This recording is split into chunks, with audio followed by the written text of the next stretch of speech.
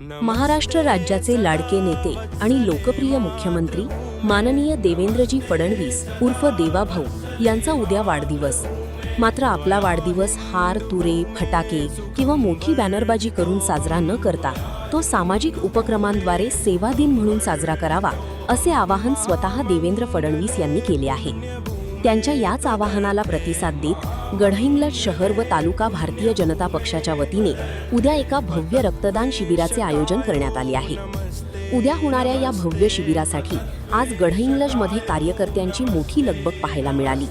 शिबिराचे ठिकाण, येणाऱ्या रक्तदात्यांची सोय आणि तांत्रिक बाबींची पूर्तता करण्यासाठी भाजपचे स्थानिक पदाधिकारी आणि कार्यकर्ते जोरदार तयारी करत आहेत।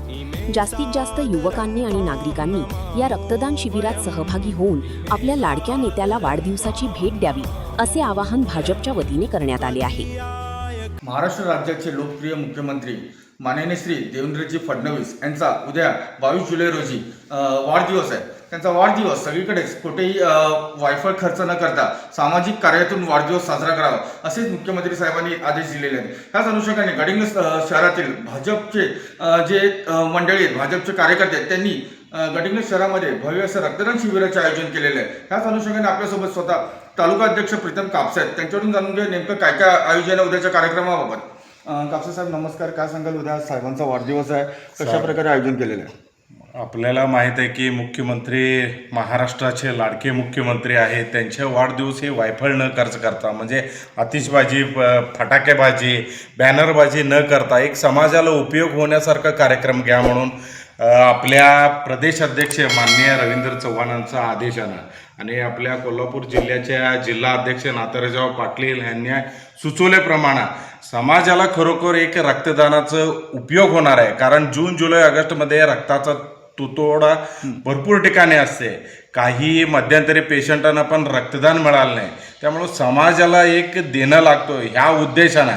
आणि मुख्यमंत्री आता सध्या तडाखेबाज जे निर्णय घेतले आहे, शेतकऱ्यांचं कर्जमाफीचा निर्णय असो आणि शेतकऱ्यांच्या थकीत वीज बिलाचं माफीचं एक निर्णय असो आणि कोल्हापूरमधले आपल्या सर्किट बेंचचा निर्णय असो, या निर्णयाचं स्वागत करताना कृतज्ञता व्यक्त करायचं, रक्तदान देऊन कृतज्ञता व्यक्त करायचं एक आपल्या पार्टीच्या वरिष्ठाने ठरवलं। त्या पद्धतीने आपण रक्तदान देऊन, रक्तदान हेच श्रेष्ठ दान आणि राष्ट्राची भक्ती हे रक्तातच आहे या उद्देशून आपण भारतीय जनता पार्टी गडिंग्लजमध्ये रक्तदानाचं महारक्तदान शिबिराचं आयोजन आपण उद्या केलेलं आहे। तसंच आपल्यासोबत ऋषभ कासारे डॉक्टर, स्वतः तुम्ही डॉक्टर आहात, उद्या युवकांसाठी काय आवाहन कराल रक्तदान शिबिरासाठी? रक्तदान हे सर्वश्रेष्ठ दान म्हणून मानलं जातं, कारण की रक्तदान केल्यानंतर बऱ्याच लोकांचा आपण जीव वाचवू शकतो, इमर्जन्सी आणि गरजेला आपण लोकांच्या पडू शकतो। आदरणीय आपले महाराष्ट्राचे लाडके मुख्यमंत्री साहेब यांच्या वाढदिवसानिमित्त हा जो गडिंग्लज मंडळ यांच्यामार्फत आपण हा रक्तदान शिबिराचा कार्यक्रम आयोजन केला आहे।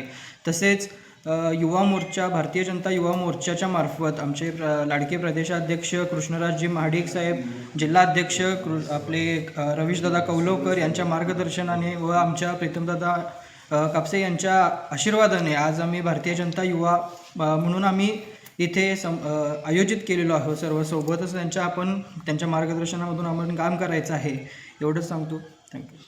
माननीय देवेंद्रजी फडणवीस यांच्या वाढदिवसानिमित्त आम्ही रक्तदान शिबिराचा कार्यक्रम आयोजित केलेला आहे। त्यासाठी आम्ही जास्तीत जास्त युवक वर्गाला आवाहन करीत आहोत की जास्तीत जास्त तरुणांनी यावं, आणखीन रक्तदान करावं।